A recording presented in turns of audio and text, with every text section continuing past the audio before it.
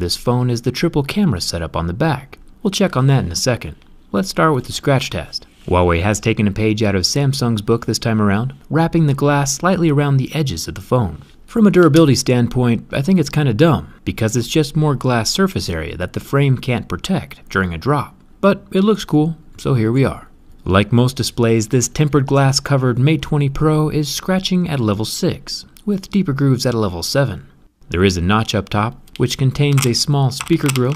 This is very solidly tucked in place, along with the Face ID sensors and a 24 megapixel HDR selfie camera, all hidden under the same glass as the screen inside the notch, and are protected against normal scratches. The anodized metal sides of the Mate 20 Pro have a more bluish tint to them, and are metal, along with the volume button and red anodized metal power button.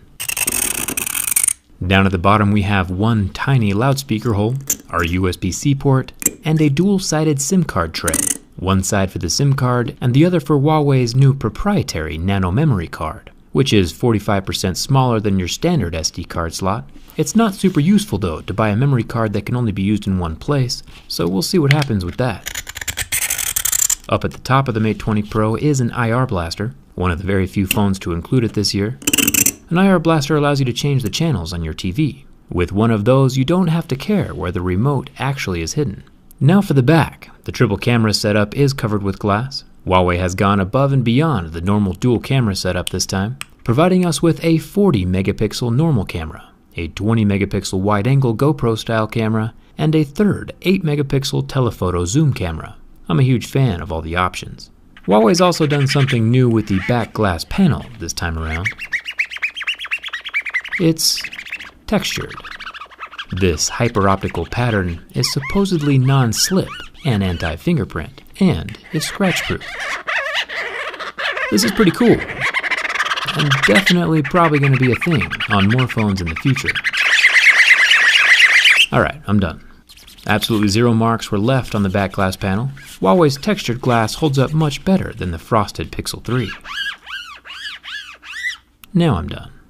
The Mate 20 Pro has a very bright 6.4-inch 1440p AMOLED display, meaning that as the screen heats up, the pixels physically burn and never recover.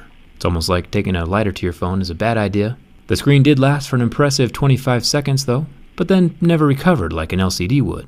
The mark is still visible, even with the display turned off. And now for the bend test. It's time to see if that textured back glass panel helps or hinders the overall structure. On the very first bend, we get a loud popping noise, which is the front glass shattering across the entire display. This is rather unusual for my bend tests because most phones survive. Keep in mind the Mate 10 Pro from last year passed this test just fine.